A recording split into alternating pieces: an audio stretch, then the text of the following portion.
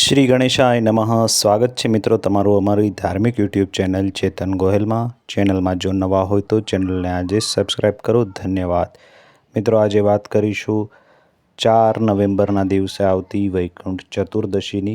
વૈકુંઠ ચતુર્દશીના દિવસે ભગવાન વિષ્ણુ અને ભગવાન શિવ મા લક્ષ્મીની વિશેષ કૃપા મેળવવાનો શુભ અવસર પ્રાપ્ત થાય છે. એવું માનવામાં આવે છે કે વૈકુંઠ ચતુર્દશીના દિવસે જો તમે આ પ્રકારના ઉપાય કરો તો શુભ ફળની પ્રાપ્તિ થાય છે. મિત્રો, વૈકુંઠ ચતુર્દશીનું પર્વ કાર્તિક પૂર્ણિમાના એક દિવસ પહેલાં મનાવવામાં આવે છે. હિન્દુ પંચાંગ અનુસાર આ પવિત્ર તિથિ તારીખ 4 નવેમ્બર 2025 અને મંગળવારના રોજ આવશે. ધાર્મિક માન્યતા અનુસાર આ દિવસે ભગવાન વિષ્ણુ અને ભગવાન શિવના બંનેના સંયુક્ત સ્વરૂપની પૂજા થાય છે. શિવ પુરાણ અનુસાર ભગવાન વિષ્ણુએ તેમના આરાધ્ય દેવ ભગવાન શિવને 1000 કમળ અર્પિત કર્યા હતા, જેને કારણે પ્રસન્ન થઈને શિવે તેમને સુદર્શન ચક્ર પ્રદાન કર્યું હતું. આ કારણે વૈકુંઠ ચતુર્દશીને હરિહરનો સંગમ દિવસ પણ કહેવામાં આવે છે. એવું માનવામાં આવે છે કે આ દિવસે કેટલાક સરળ ઉપાય કરવાથી શ્રી હરિ અને મા લક્ષ્મીની વિશેષ કૃપાની પ્રાપ્તિ થાય છે. તો ચાલો જાણીએ વૈકુંઠ ચતુર્દશીના દિવસે કયા કયા કામ કરવાથી આપણને શુભ ફળની પ્રાપ્તિ થાય છે. તો મિત્રો, આ દિવસની ખાસ અગત્યતા છે, તો વિડીયોને અંત સુધી જોવા વિનંતી છે.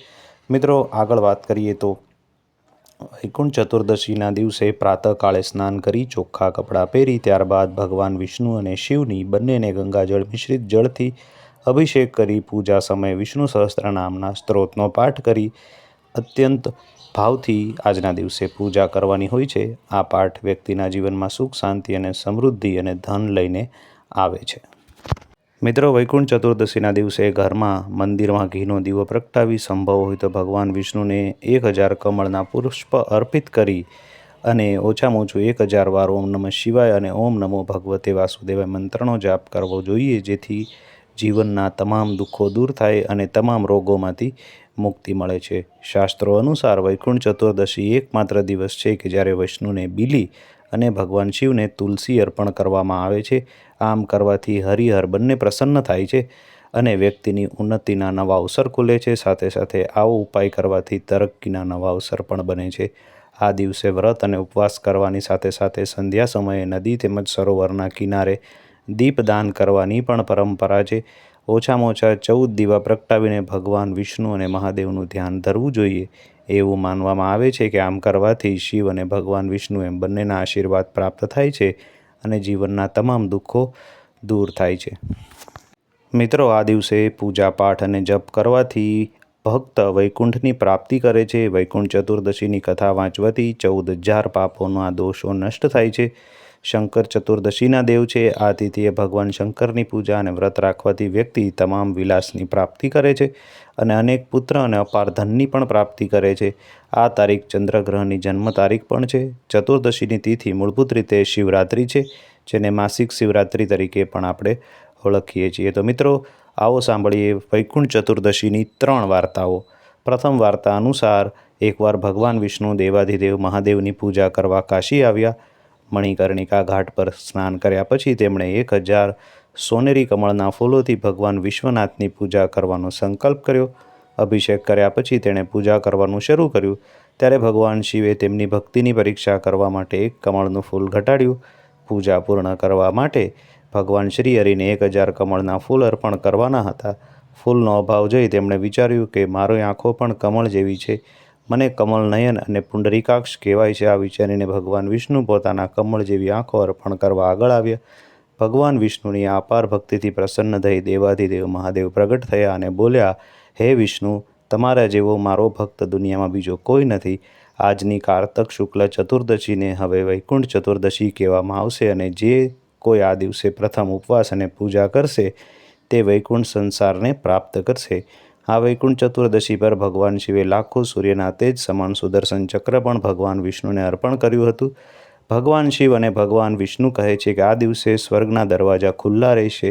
જો નશ્વર જગતમાં રહેતો કોઈ પણ વ્યક્તિ આ વ્રતનું પાલન કરશે તો તે વૈકુંઠમાં પોતાનું સ્થાન નિશ્ચિત કરશે. બોલીએ ભગવાન વિષ્ણુની જય.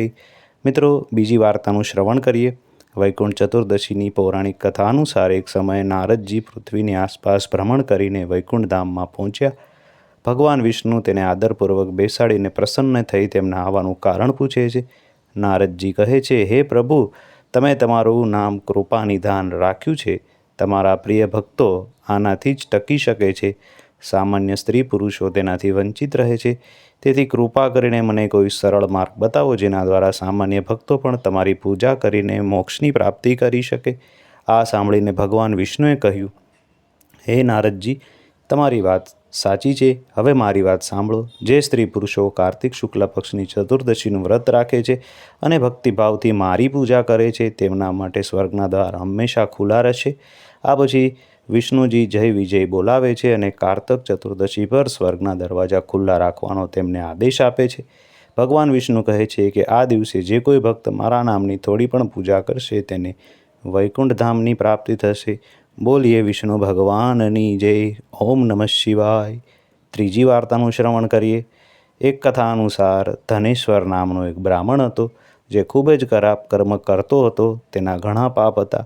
એક દિવસ તેઓ ગોદાવરી નદીમાં સ્નાન કરવા ગયા. તે દિવસે વૈકુંઠ ચતુર્દશી હતી. તે દિવસે ઘણા ભક્તો ગોદાવરીના ઘાટ પર પૂજા કરતા હતા. તે ભીડમાં ધનેશ્વર પણ તેમની સાથે હતા. આ રીતે ભક્તના સ્પર્શથી ધનેશ્વરને પણ પુણ્યની પ્રાપ્તિ થઈ. જ્યારે તે મૃત્યુ પામ્યો ત્યારે યમરાજ તેને લઈ ગયા અને નરકમાં મોકલી દીધા.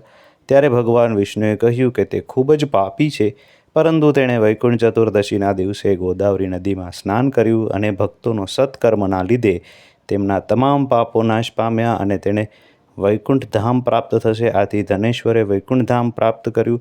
બોલીએ વિષ્ણુ ભગવાનની જય. તો મિત્રો, આજનો દિવસ એ ખૂબ શુભ દિવસ છે. આજના દિવસે હરિ અને હરની પૂજા થાય છે. ભગવાન શંકર અને ભગવાન વિષ્ણુની પૂજા આજના દિવસે કરવામાં આવે છે. આજના દિવસે ભગવાન વિષ્ણુને આપણે પૂજીએ છીએ, સાથે સાથે ભગવાન શંકરની પણ આજના દિવસે પૂજા થાય છે. આજ એકમાત્ર એવો દિવસ છે કે જ્યારે ભગવાન શંકરને તુલસી અને ભગવાન વિષ્ણુને બીલીપત્ર આપણે ચડાવી શકીએ છીએ.